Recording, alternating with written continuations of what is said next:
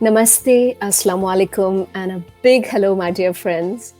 I'm Raageshwari, and I'm elated to welcome you to this path breaking series called Dangling Conversations.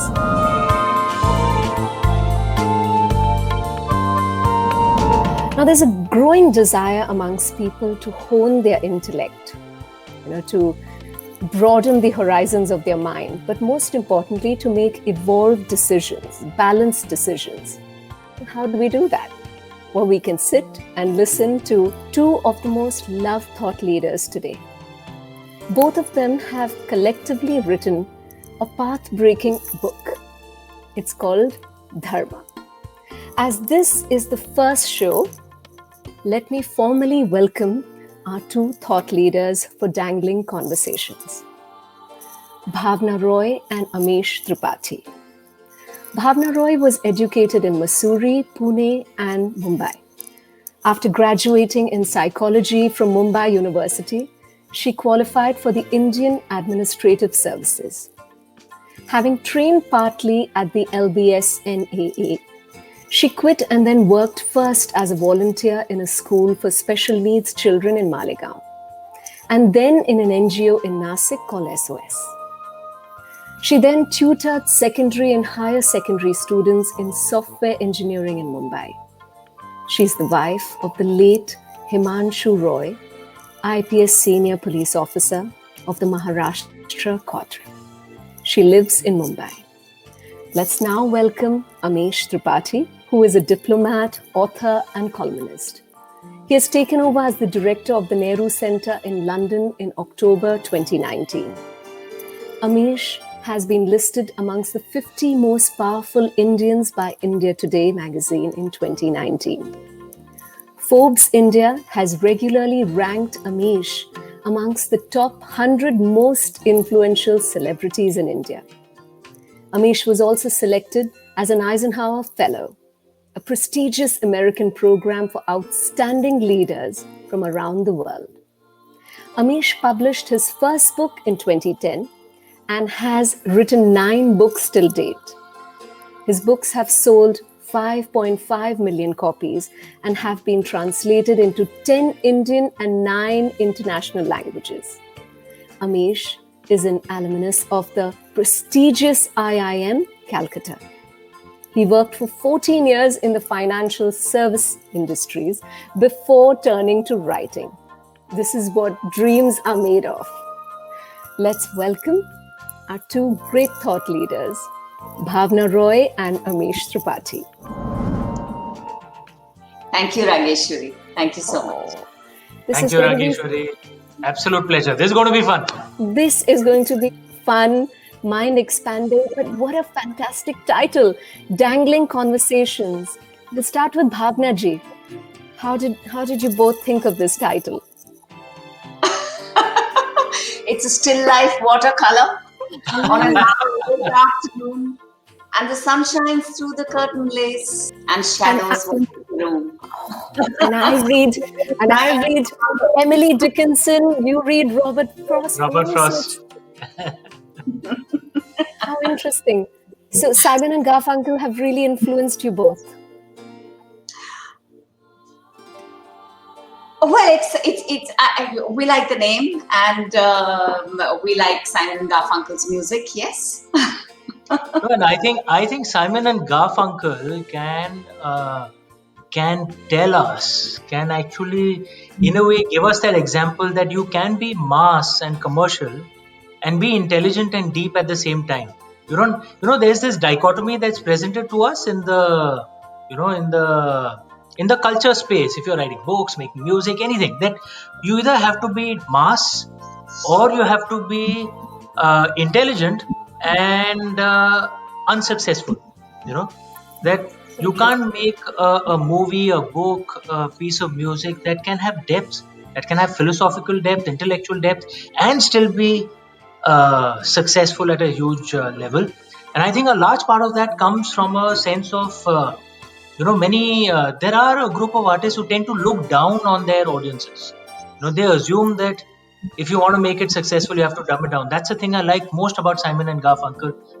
massively successful music, but so deep, philosophical. Their words were beautiful. Yeah. Absolutely. Today, so we were starting Dangling Conversations, and every episode will deal with a very relevant thought, with your, of course, ahead of the curve, amazing insights. But first, let's talk about Dharma. All these talks are going to be inspired from Dharma, which is an oracle almost answering deep questions.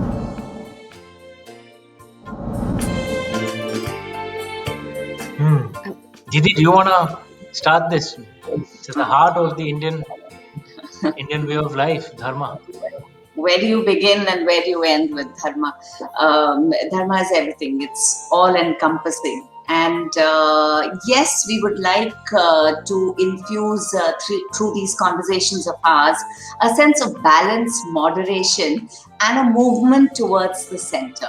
From the left and the right, from the wrong and the right, and all the polarities, that social media seems to have, brought to the fore.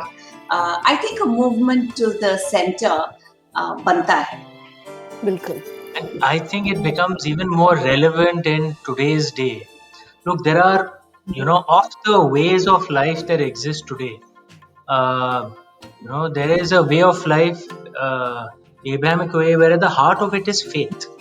That if you have to if you have to boil it down, what is the core tenet at the heart of it? Abrahamic way, it's faith. In the Dharmic way, the Dharmic religions, at the heart of it is Dharma, not faith. You can have faith or not have faith. That's not important. What is truly important is Dharma, and neither way is right or wrong. There are pluses and challenges of both ways of life. But one just feels that in today's day, the approach of Dharma, where we can move beyond the dichotomies of right and wrong, of, I am good and you are evil, Yeah. there is no middle ground possible, and especially so in a world where many cultures are forced to live with each other in a manner that they didn't have to for most of their history. Look, if you're living only with your kind, then Yeah. it's not so difficult, right? But Sure. if you're living with people whose way of life is completely antithetical to yours, uh, some of the things you actually find disturbing, how do you find a means to actually live together? And this present globalized world has put that challenge to all of us. So true. And we genuinely believe Dharma can be their answer. Because at the heart of it, Dharma is about balance. It is about that which sustains. It doesn't get into, good, evil, right, wrong. There is it tends to gather around that which sustains, that which is balanced. Particularly relevant for today's day. That's what we think. Yeah. And we've selected a very interesting topic, which is all about social media. It's surrounding us. So, shall we get started? Because Yes. what has social media meant for you? Do you like it? Do you dislike it? Does it excite you? Because I know Bhavna ji has just been on social media now. Her journey has just begun with all the amazing things that you've done in your life. Let's start with you. And you were said you have to be on social media now. What do you think? Raageshwari, Amish and I, him in London and me in Mumbai, we watched a very interesting documentary, just the other day called Social Dilemma. And Social Dilemma starts with a very interesting quote, which goes that nothing vast enters the life of mortals without a curse. It's a quote by Sophocles, the Greek philosopher of ancient Greece. Social media, yes, you're right. I'm a recent entrant in terms of, the entire bouquet of Instagram and Facebook and Twitter. I still haven't entered. I'm almost frightened of Twitter. WhatsApp, entered my life a very, very long time back. And yeah, WhatsApp was lovely, childhood friends, childhood enemies who are now adult friends, family WhatsApp groups, mummy side, daddy side, and we're Indians, second cousins, third cousins. It was lovely. Besides that, well, Google I've been using. Google is not alien to me, and information, access to knowledge, fantastic. Democratizing of the voice of human beings. I understand theoretically, Twitter has achieved it. From nabbing criminals, to accessing information. Social media is changed human life the way we know it, but then everything has the other side. There is no good versus evil. What is good is also evil. There is a monster inside a hero and a hero inside a monster. So that's social media. Are you enjoying your journey? Because I love following you, and you have a distinct voice. You stick to the messages. You're not compelled to post on a regular basis. Are you enjoying your journey so far on social media? Social media journey? It's my approach to really Instagram and Facebook is quite frankly largely utilitarian. Amish sort of, a couple of months back, said to me, Didi, you've got to come now, onto social media, Instagram, Facebook. And I said, why? I'm never going to write books on my own. It's always going to be you and I. So you're there now. And he said to me, Didi, do you want to add to my energy or do you want to drag me down? What a thing to say to me. So there it's called emotional blackmail. Really, it's utilitarian. It doesn't pull me. It just doesn't pull me. Real life fascinates me, bigly enough. But there are so many of your fans, followers who love Dharma. So it's just interesting for them to feel much more closer to you. Like I see that with Amish. Let's talk to the pro where social media is concerned. But there again, Amish has a very distinct, a unique path that he takes, where his followers feel almost close to him. They feel they're in an intimate space. What do you feel? Do you like it? Do you enjoy posting or your relationship with social media? Listen, even I had to be dragged into it. Facebook and Twitter I got on to because, one had to promote my books. Even Instagram, my social media actually had to train me. They used to make training videos, how to put up a story. I kid you not. And then they were trying to get me onto, there are new things now, Snapchat and I've rebelled now. I'm not doing anything more.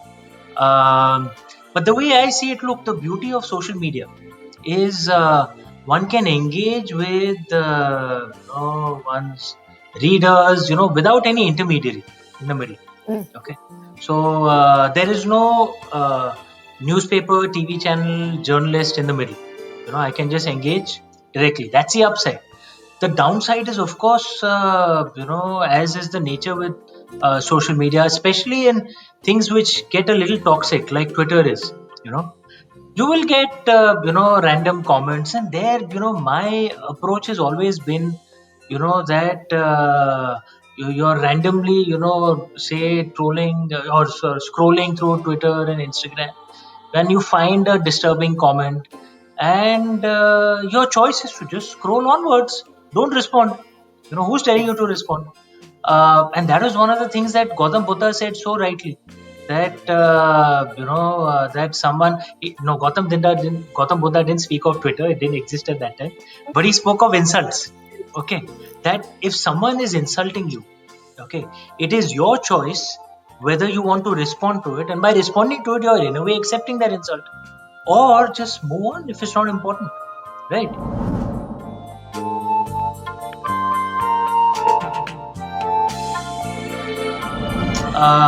If there are those rare cases where you have to respond, at that time respond. Otherwise, just ignore, move on, see it as a way to, to engage with 99.9% of the people who are positive, rather than responding to the 0.1% who may be negative. And in my mind, that's what social media is actually doing. What it's doing is, it's not, there is this thing that social media is this great evil which is creating toxicity.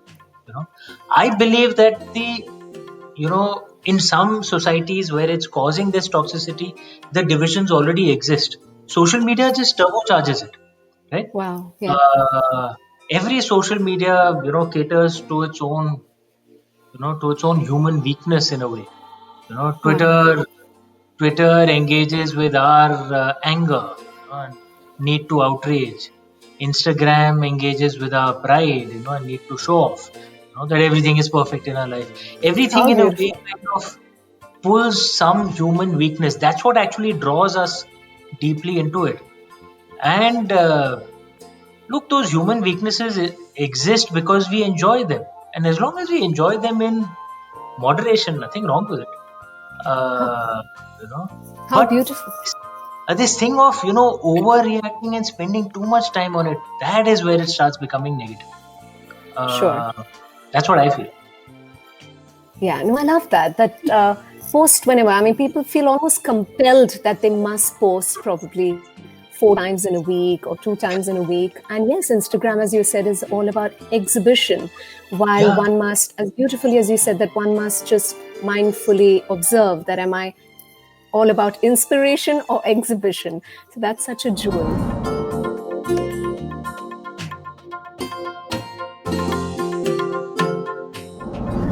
Moving Hmm. on to a little serious topic, let's just dive into, the social media has, as you may agree, has been used in democracies for divisions, violence. Many blame social media for the chaos one sees in Western democracies today.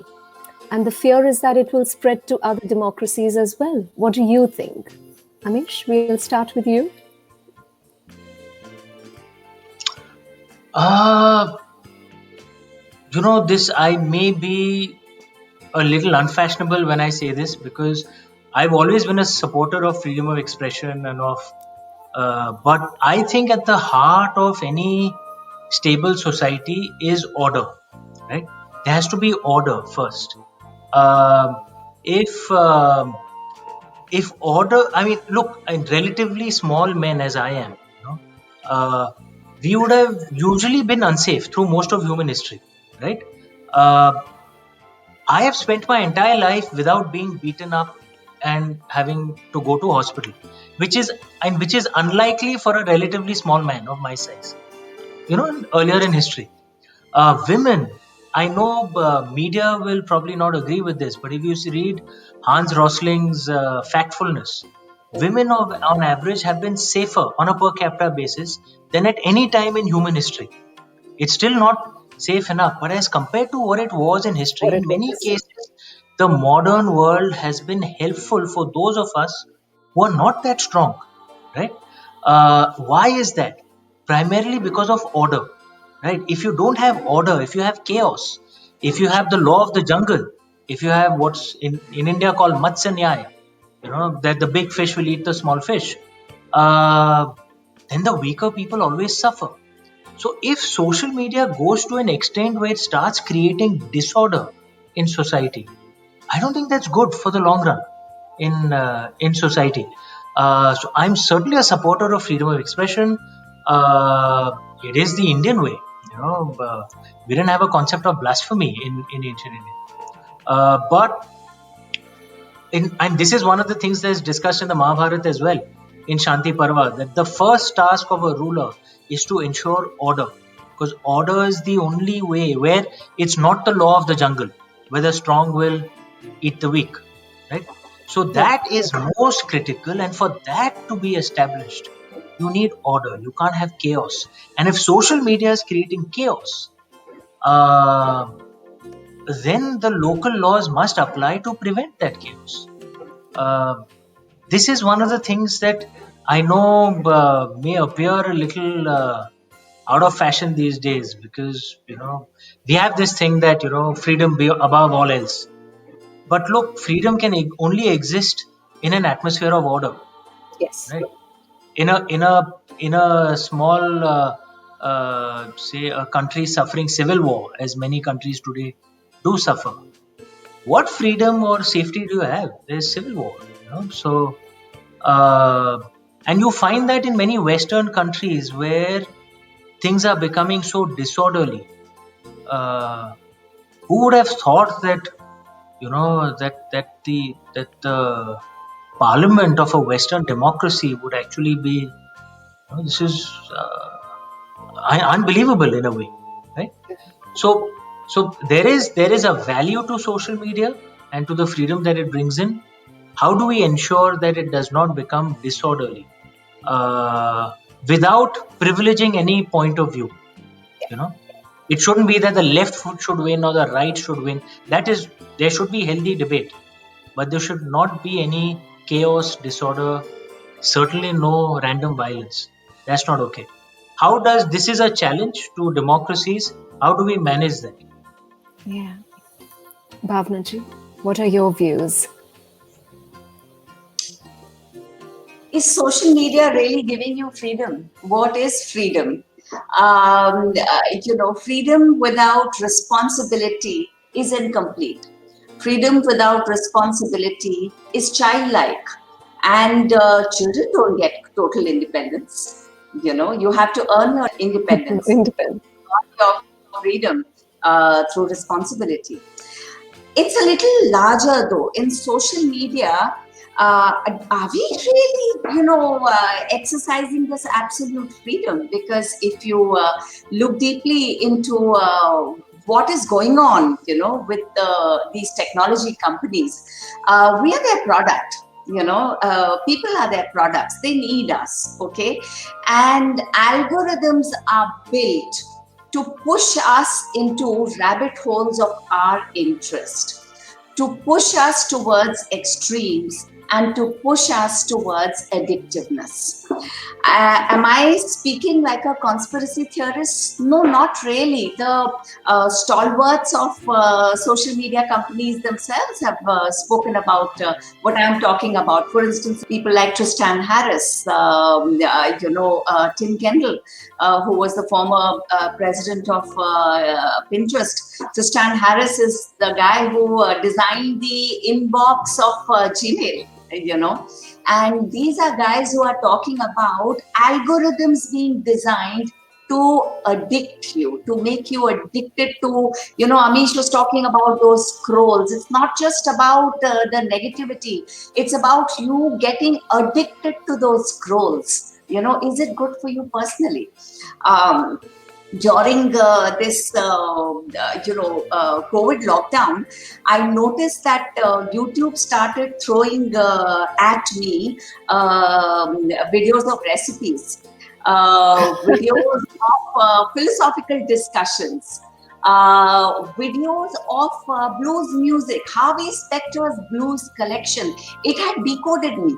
It understood personality, and it threw me into my rabbit hole. Very interestingly, Raageshwari, if on Google you enter climate change is, Yes. the options that you get, as a result of that depends on your geography and your personality.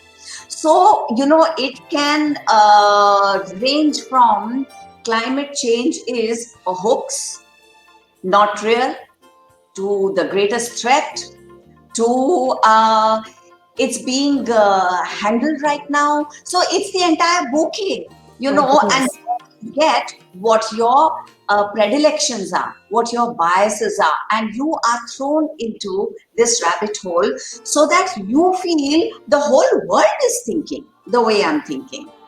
Because I'm in a rabbit hole where everybody is thinking the way I'm thinking, my everybody. So the flat earth believers will find their rabbit hole. Those who believe corona is a hoax will find their rabbit hole. And it is not a conspiracy theory. The algorithms are coercing us into it, because the algorithms want to make us addicts. They want to push us towards polarities. Why do they want to do it? Are they bad guys? No, they're good guys because we're their products. They want to sell our time on social media to advertisers. So they want us to spend 7, 8, 9, 10 hours a day, on Facebook, on Twitter, so that they can sell all this time to enthusiastic advertisers. It's a bit of moral profiteering, isn't it? My goodness, almost scary. But No, coming, yes, it's, Amish? in a way it's using something that is actually a positive, right? That, look, nothing gives us pleasure than thinking that we have discovered the truth, right? And that we find people who are like us, who are thinking like us, right? And that is natural in us. It's an instinctive thing in us. That's what created tribes. That's at the heart of human success. The reason why human species have been successful is because we know how to cooperate in large numbers. Unlike practically every other animal species, and we cooperate in large numbers when many of us believe that we are all actually committed to the same truth. And that is a deep instinctive urge that social media is actually using. And nothing gives us more pleasure than thinking that actually the world thinks just like us and that I am right? Because it's very uncomfortable to grapple with that concept that maybe I'm wrong or maybe I'm not all right? It's uncomfortable. So most Sure. people like to avoid that discomfort. And in fact, that's one of the key things that comes from Dharma, that you must listen to points of view that you do not agree with. That's the entire concept of Concept of it. Purva Paksha, right? That you must listen to a different point of view.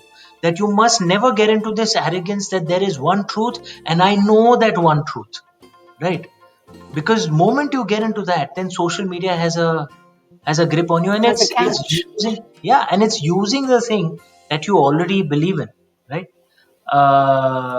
Because But, it allows us to judge others. They are wrong, I'm right. right. Okay, It's natural.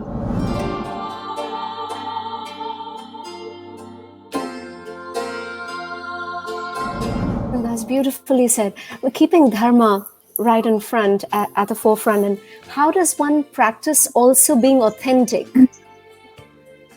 Because yes, being aware about these views, but how does one also respect, because people then get completely transformed or changed according to how some platforms would want us to think. So yes, absolutely, be flexible, watch, hear other views, but would you also advise people to also stick to their authentic selves? What would Dharma say about that? If I could answer this counterintuitively, uh, in a way, someone who actually believes that what they believe is the truth is actually being authentic. They actually believe it. They don't think they're being inauthentic, right? You'll find so many people in social media these days who attack those who are actually centrists, who at times agree with the so-called right, who at times agree with the so-called left, because the entire approach has become you must be authentic and be loyal to your tribe, right? Sure. And if you go into that dichotomy, then coexistence becomes almost impossible, right? Impossible. So therefore, what I think, perhaps more than authenticity, a good perhaps first step would be that I must put myself in a zone of discomfort, which is hear an opposing point of view. One of the things I like to do on social media, follow people I don't agree with. Okay. And especially Wow. intelligent, well thought through, not the kind who are just raving and ranting, but actually intelligent people who have a completely different point of view, right? And hear them out, because it reduces your own moral arrogance. I am right? That is, one of the things that the Mahabharata teaches us so deeply is the risk of moral arrogance, right? That I am the truth and you are wrong, you know Um and if we can, social media kind of reinforces that moral arrogance. So perhaps a good thing would be listen to an opposing point of view. Second, what Lord Krishna told us so beautifully at the beginning of the Bhagavad Gita, that confusion is usually the first step towards wisdom.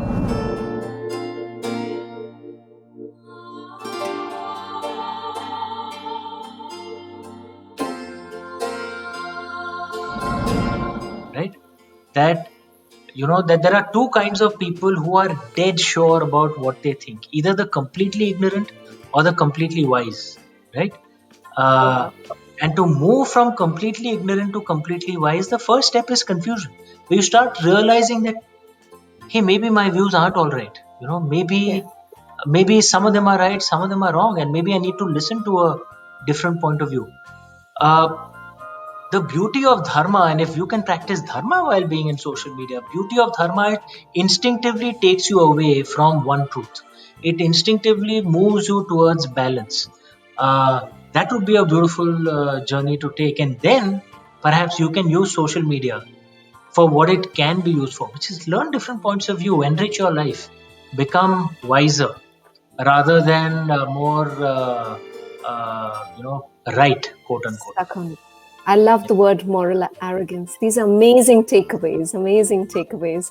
But also worry about its addictive possibilities, right? This question is from so many teenagers, but also mothers. I believe in freedom of expression. But what about child protection? Because suddenly in a decade, I can see it at home that, a 5-year-old is now exposed to everything.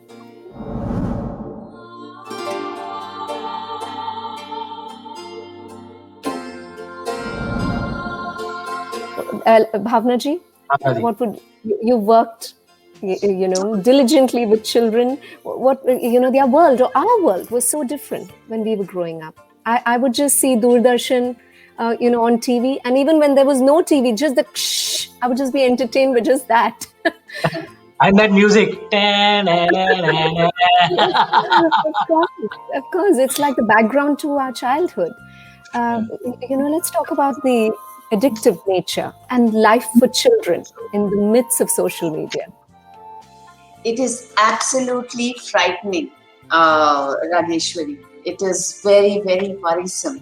There is something called, I have never experienced firsthand what Snapchat is, but I was reading the other day about Snapchat dysmorphia, where little children want to look like their filtered selfies, and it is deeply affecting their self-confidence and their self-image. It's happening to adults too, but what's heartbreaking is that it's happening to children. Children. See,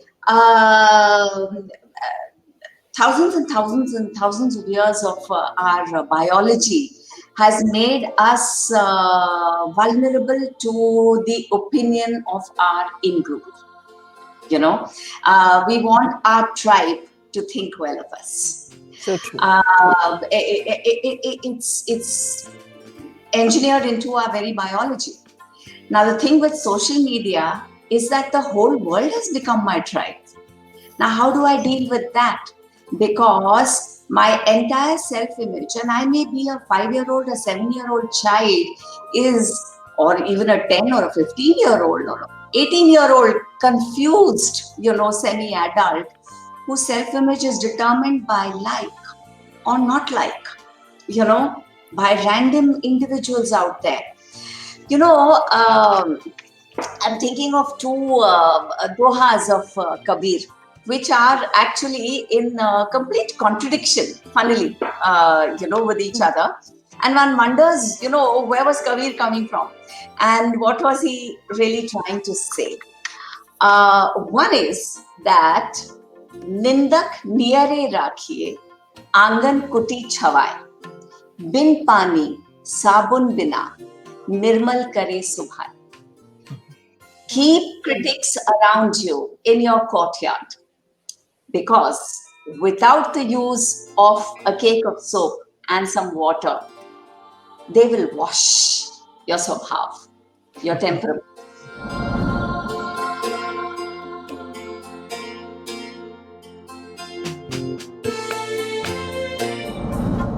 But there is another Kabir Doha. which will completely befuddle you because it comes from another direction. And he goes, Tinka kabuhu na nindiye, jo pavantar hoye, kabuhu udi aakhin padi, to peer ghaneri hoye.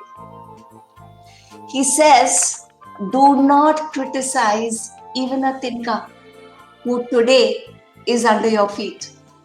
Who knows? It may fly and enter your eye. And that's going to be very painful that day. And uncomfortable.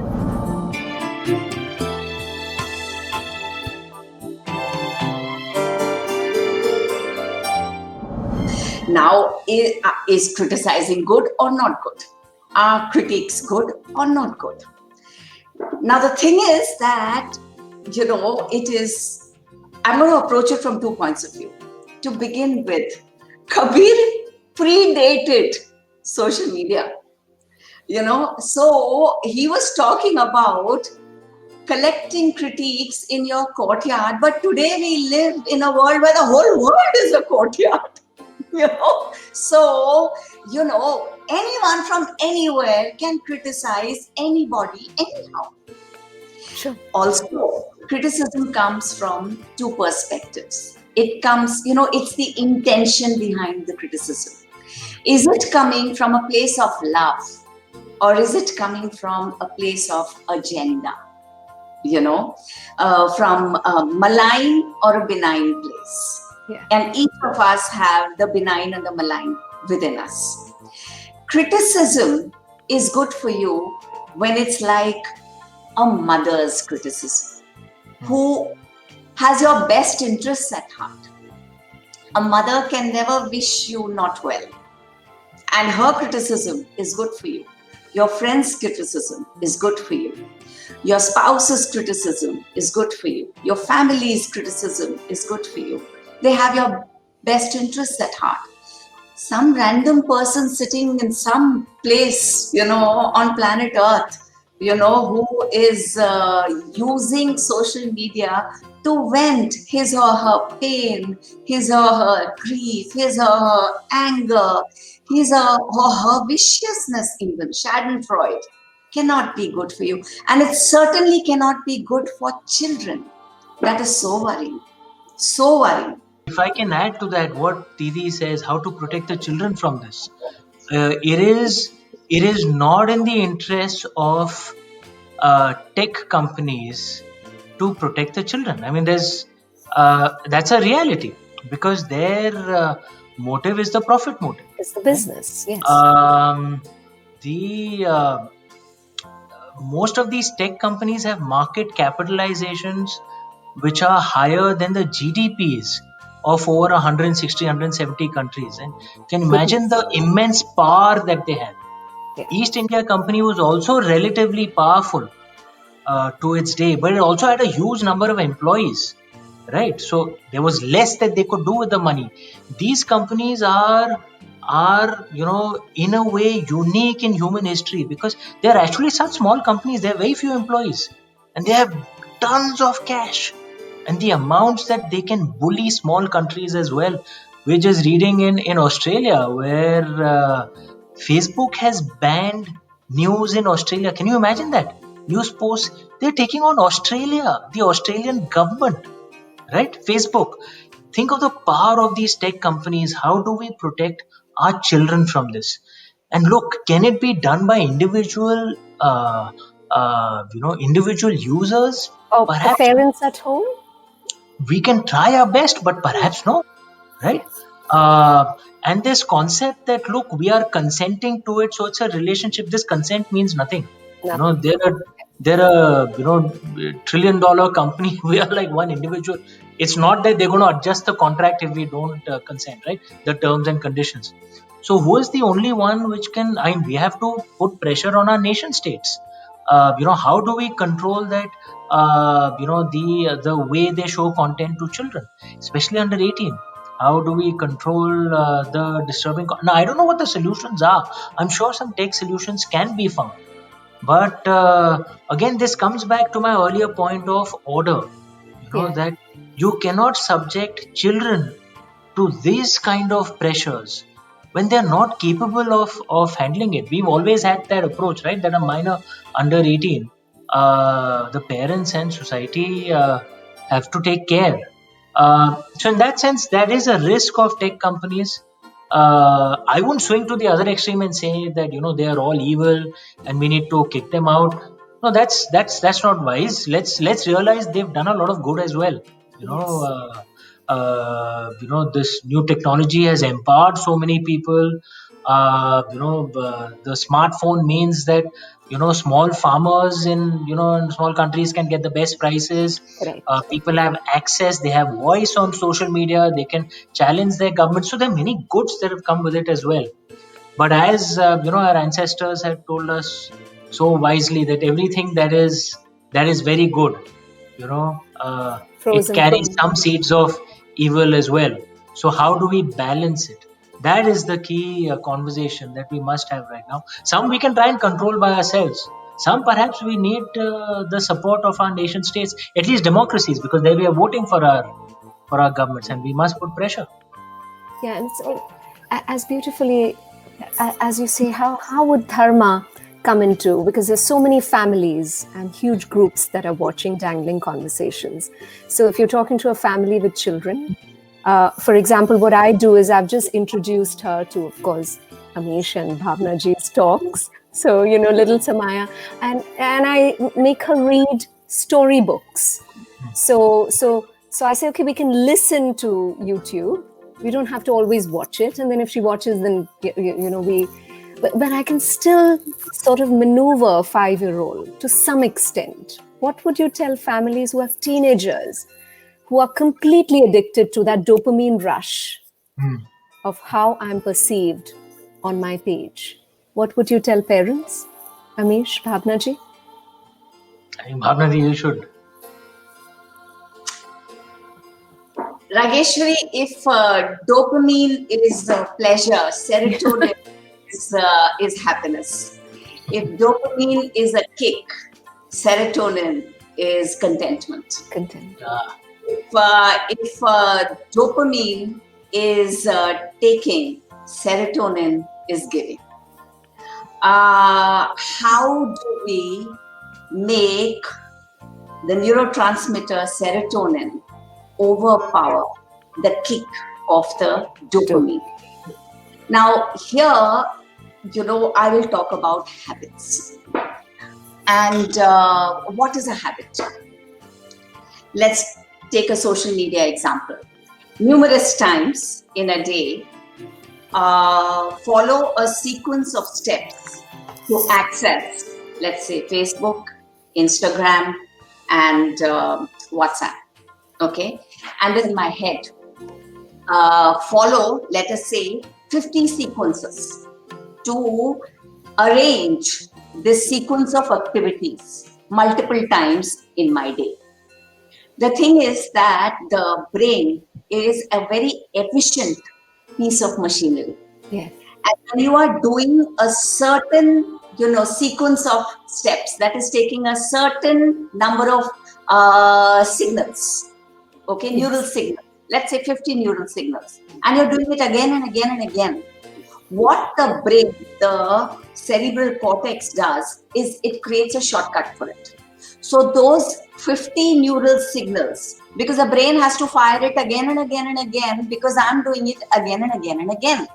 What the brain, the cerebral cortex will do is create a shortcut of, let's say, 8 neural sequences, which will achieve the same thing that 50 were achieving earlier. And that shortcut of 8 neural sequences will be saved in our basal ganglia, in our primitive brain. Habits, yes. It will create a habit. Because a habit is a shortcut that has been created because we have done something repetitive. And that's where you get your dopamine rush, because you get that kick. Now, what about serotonin? Because serotonin is contentment, is happiness. It comes from awareness. You were talking about children. How do you instill it in children? There is no better way than example. Lead by Modeling. example. Lead by example. Children do not do what you ask them to do, what you tell them to do, what you harangue them to do, plead with them. Children do what you do. They imitate you. And this imitation happens from the first moment of birth. In fact, from that moment, an infant lying in a cot is observing. Before the infant has learned even the first word with which to use language to interpret reality, the sense organs are taking in and building, mirroring and building images, in your brain. So you've got to lead by example. It's not easy. It's not easy. But be what you want your child to be. Be happy. Be contented. Be loving. Mama love Papa. Papa love Mama. Then Mama and Papa love the baby. How lovely. That's beautiful. That reminds me of the quote that the best thing you can do for your child is love your spouse. Absolutely.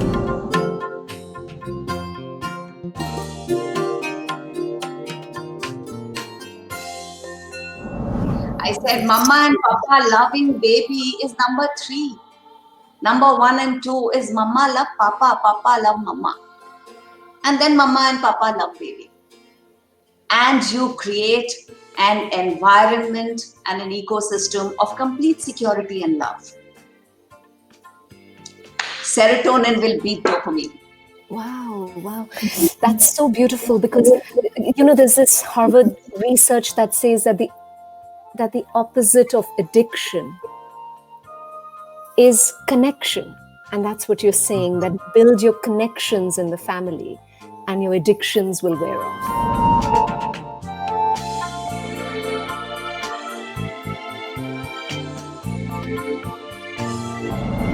Amish, would you like to add to that brilliant thought?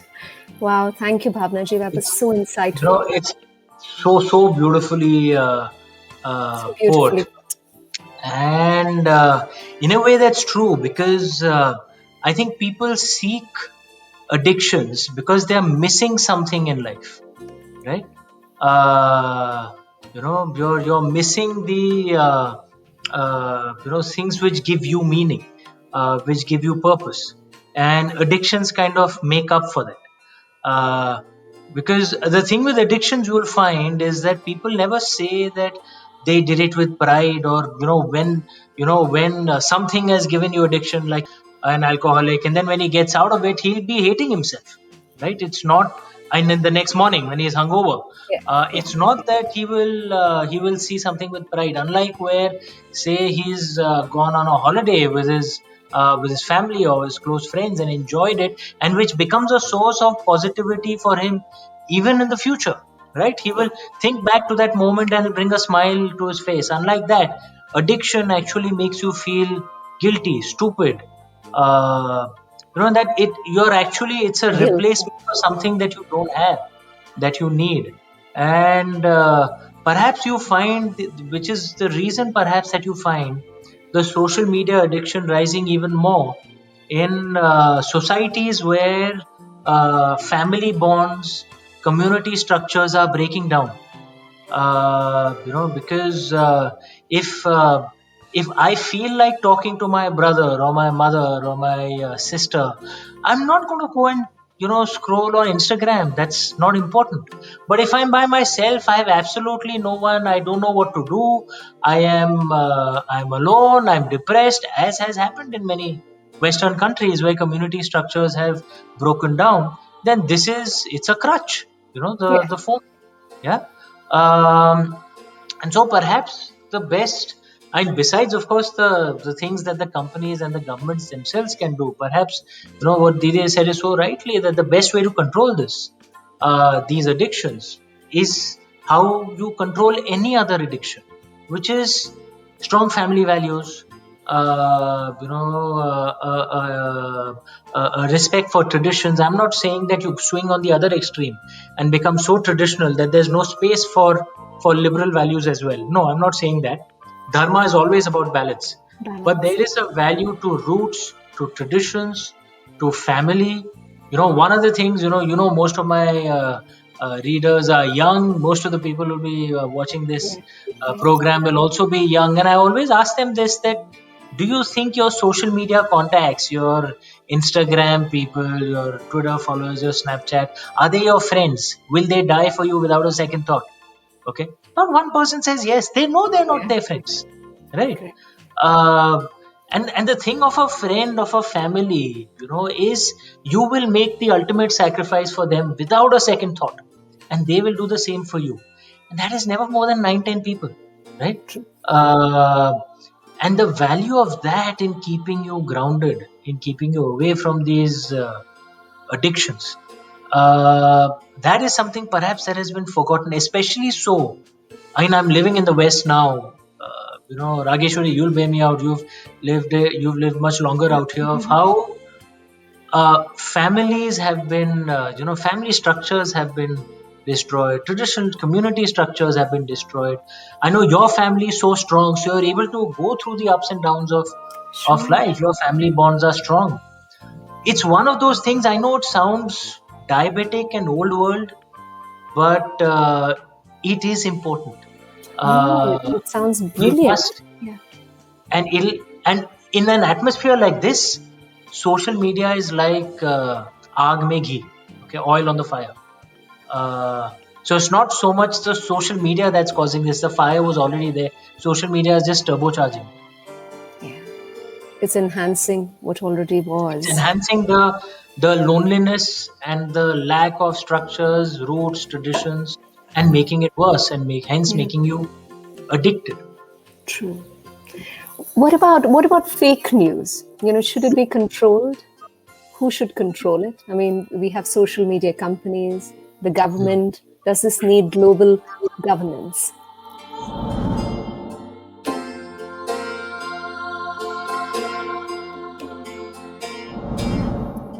Again, can I say something that is that may not be in line with the present line of thought? Okay.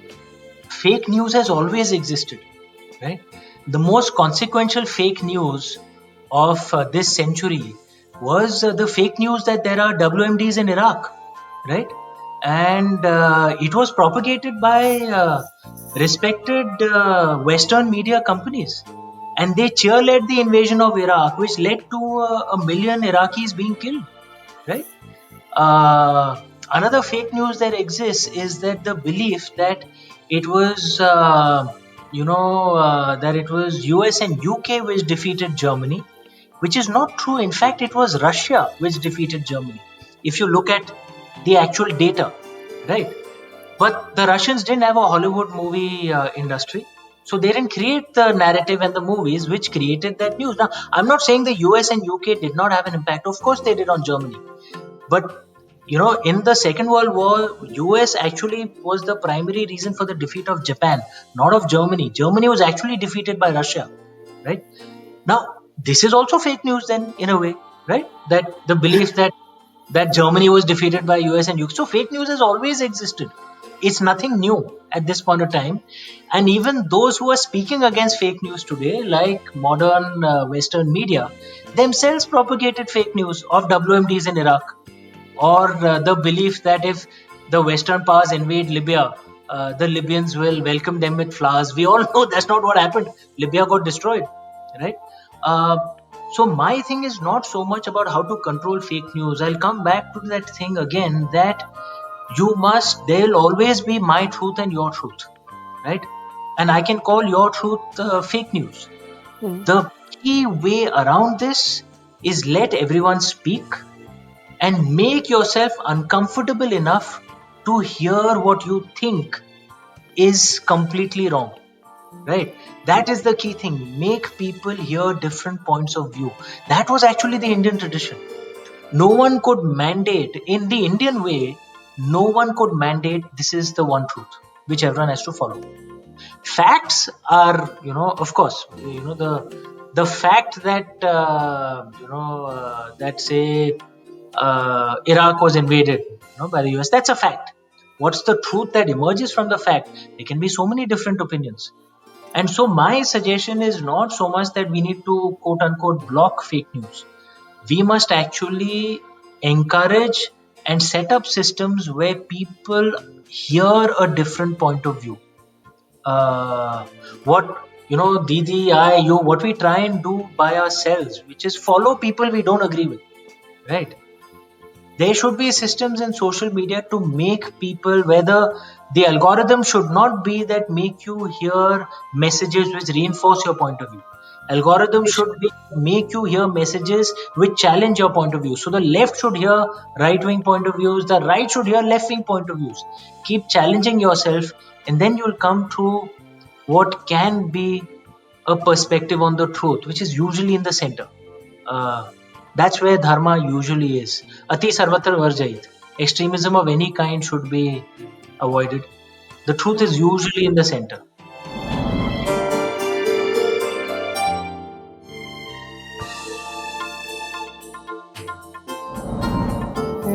It's an everyday practice, and that's Hmm. when Dharma, the amazing book, comes handy. To read notes on a daily basis.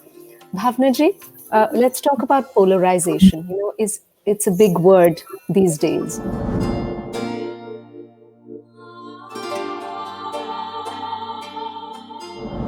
Conversations have become so difficult. People have become so sensitive. So continuing from where Amish Bhai beautifully said that be flexible enough to make yourself uncomfortable to hear a view that's completely contradicts your mindset. So please elaborate on that. I completely agree with Amish. I'll go a little, I'll take it a notch Sure. further Yes. when I come there. But, talking about polarization. Polarization, not only is it, built into the algorithm of, the social media companies, it's AI is arranging it. But what AI is really doing is tapping into a very a natural human tendency of attention grabbing. Polarization happens because human beings want to grab attention. A child wants to grab attention. Family is sitting and conversing. Child is hanging around. Child wants, the uncles and aunts and mommy and papa to listen to the child. Child screams. Child will throw a tantrum. Look at me. Adults are sitting in a room, conversing, talking, and I want my voice heard. I will raise my voice. I want to grab attention.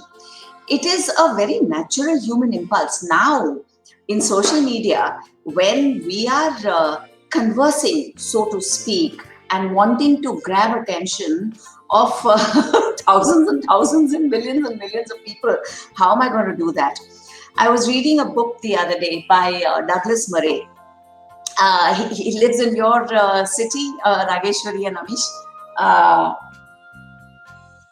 Reading book of his called The Madness of Crowds, in which very interesting book in which he talks about this particular lady, the a feminist, who tweeted once that kill all men, and it really went viral. Another tweet by another feminist was men are trash, and it completely went viral in the female feminazi world. And I believe this one woman was asked, why did you tweet this, kill all men? And this lady, disingenuously and almost in a childlike manner, said, well, what I really wanted to say is, I wish life was a little easier for women. I wish it wasn't so bad for women. So why didn't she say that? Well, it wouldn't have gone viral, so to speak, had she tweeted this. Oh, I wish life was better for women. What will go viral is kill all men. So what grabs attention is the extreme voice, and that creates polarization. How do we counter that?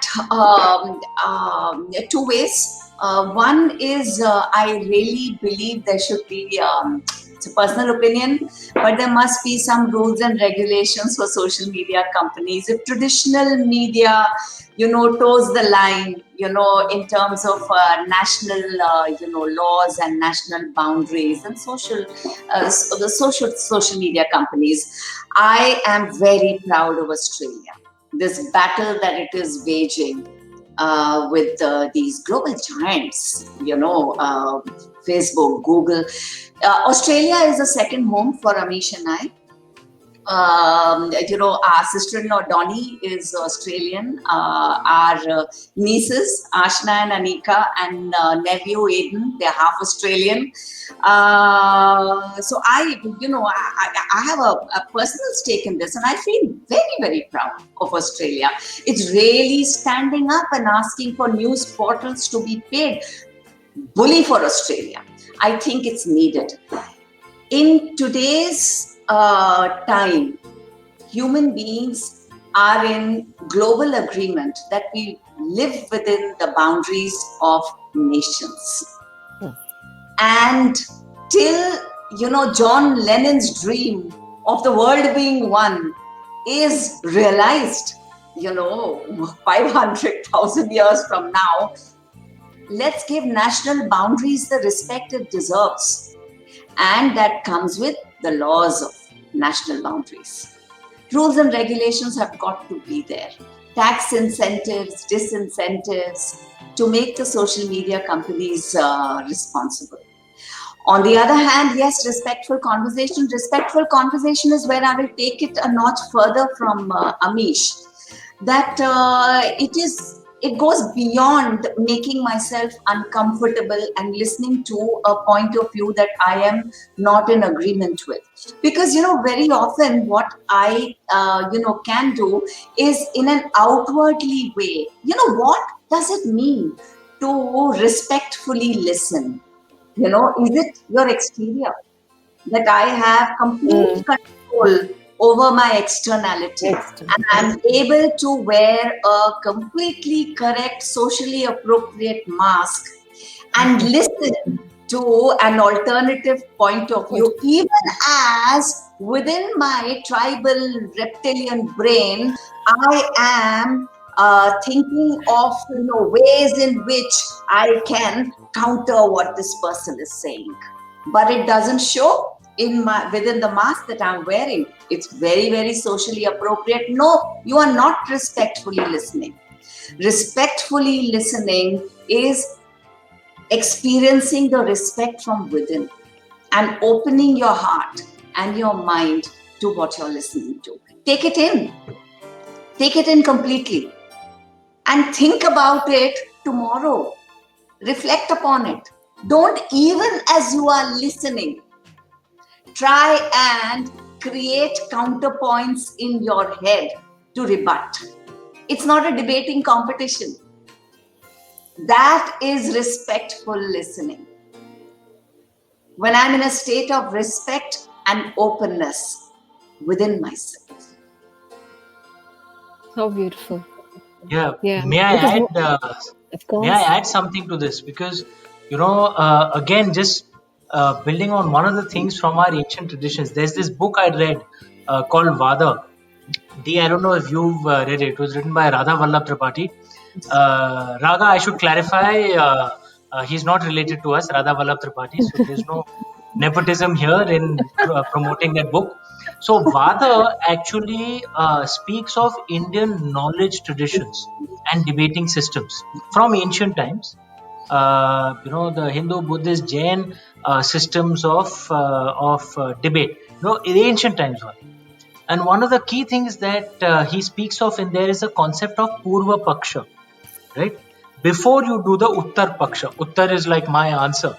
The first thing that you have to do is Purva Paksha. And how that concept works in the ancient Indian debating traditions is that if you are the person I'm debating with, first I will listen to you completely. Okay. Then I will repeat your point of view as you would have said it with detail. You have to agree that I have stated your point of view correctly. Correctly. Only Wow. then I will move to Uttar Paksha. So you see, the entire approach is at Purva Paksha stage when I'm listening to you. I'm not thinking of my arguments because I have to repeat your points of view in a manner that you agree that I have understood everything. All right. Now, Amazing. this system essentially forces you to respectfully listen. Right. Uh, this was the traditional Indian debating styles. So it was never adversarial. It was about, okay, I can learn something from you. It's in my selfish interest to listen to you, right? Because Goddess Saraswati will not just bless me; she will bless you as well, no? So How it was a very incredible. different approach. We need to revive some of those. I'm not saying everything that our ancestors did was perfect. There are many things that should be challenged, but there are many things that they did so wonderfully. One of it was our knowledge systems and our debating traditions. This was brilliant. Imagine if our news rooms could adopt this amazing policy. Oh wow, that was amazing, and it's such a brilliant takeaway. Something that I will definitely remember. But India is such a spiritual nation. You talk about dharma beautifully, that it is not religion; it's separate from that. So dharma can actually help in such a big way, where polarization is concerned, by accepting other views, uh, peacefully coexist with each other. Dharma can really help us walk that Yeah, path. yeah, hopefully, because social media kind of encourages extremism, and dharma, in that sense, encourages a movement towards balance. So, if we can, and I'll repeat once again, social media can help us connect with people across the world. But how do we have a conversation that we are encouraging balance rather than extremism? Social media is a tool, right? How we use that tool is up to us. We can either use it to create chaos and extremism, or we can use that tool to move towards balance. And And dharma can be a wonderful social media without dharma can move more and more people towards extremism, which in today's world can cause tremendous amounts of chaos. everybody who's watching us, as you turn the pages of dharma, or you're ordering your copies now, reading, keep writing to us, reach us, let us know what you would like the next forward thinking topics in our episodes should be. The last question, Bhavna ji, where social media is concerned, do you think all social media platforms are bad?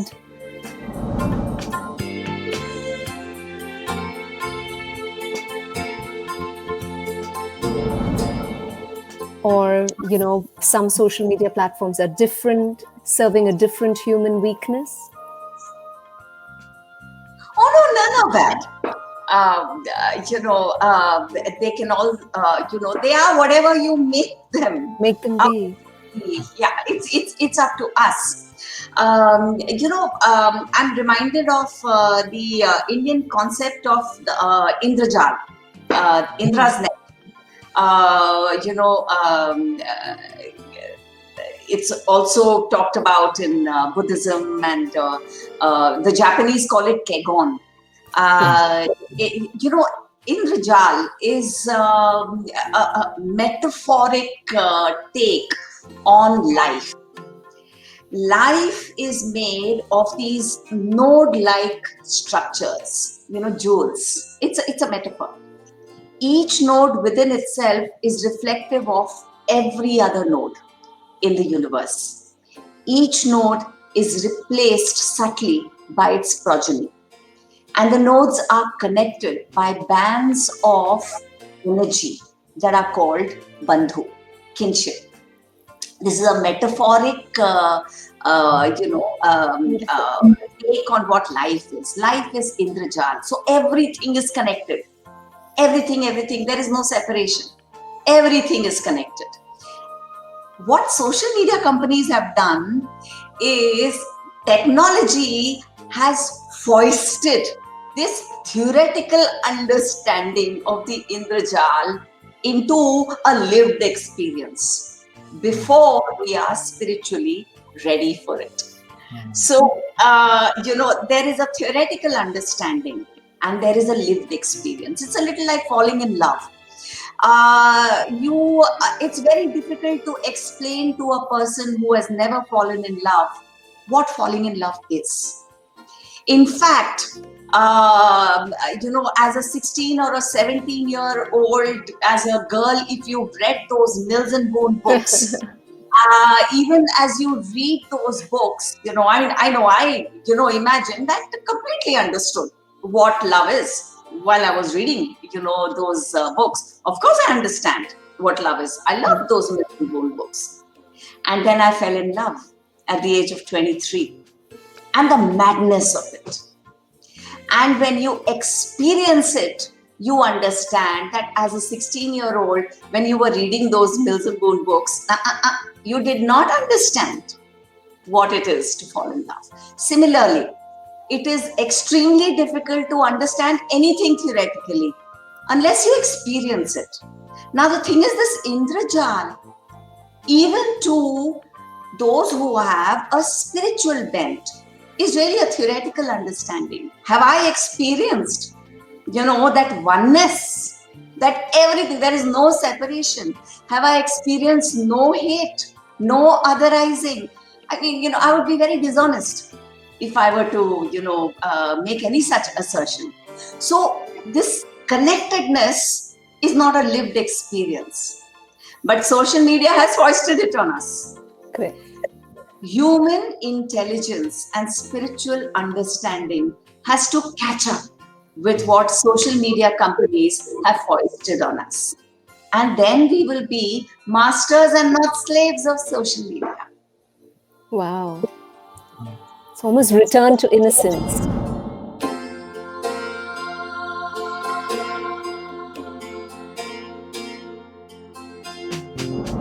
Amish Bhai, would you like to add to that? That was beautiful. Thank you.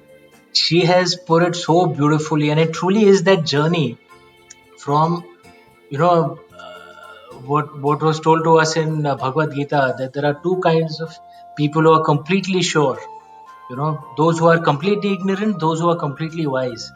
And social media has forced us from this ignorance towards confusion.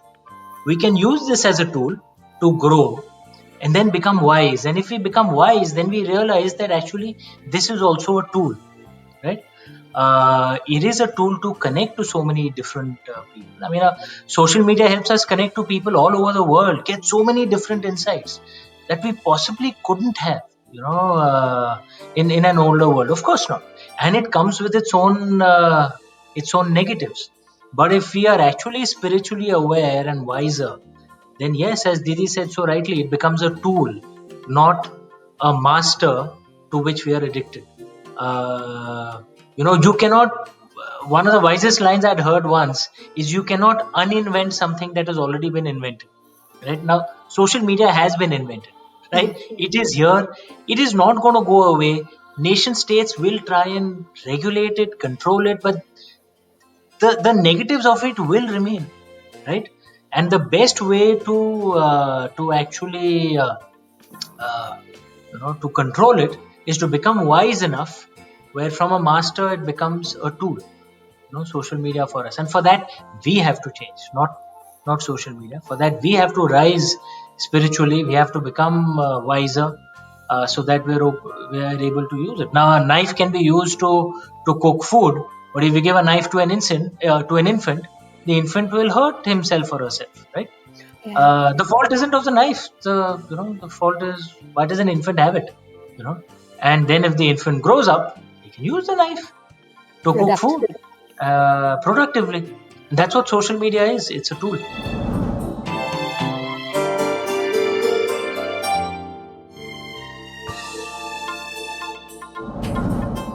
Oh, lovely. Thank you. Thank you for this enlightening conversation. So, our dear friends and people from all walks of life, Dangling Conversations is transcending all age groups. So, with your book of Dharma, Let's walk this beautiful path of spiritually evolving oneself and create this community. Like I said before, turn the chapters of Dharma, write to us what you would like the topics to be, and cannot wait to have this meet once again, this meet sweet, where dangling conversations are concerned. Bhavna ji, thank you so much. Deepest gratitude to Amish. Any last words before we meet again? The only last was what a delight to be spending an hour with two of my sisters. Oh, we're honored. That's I'm the way I saw honored. it. Oh, It's a family meeting. it's a family meeting. Bhavna ji, thank you for those, unparalleled insights. Amish bhai, thank you, because it's so wonderful for our youngsters, for our young families. Of course, you just say that only the young love you. I have a huge generation of elderly friends who revere what you both say. So it's amazing for everybody to, walk the path that you so beautifully are paving for us all. Thank you so much. And dear friends, see you again for the second episode of Dangling Conversations. Thank you. Thank you.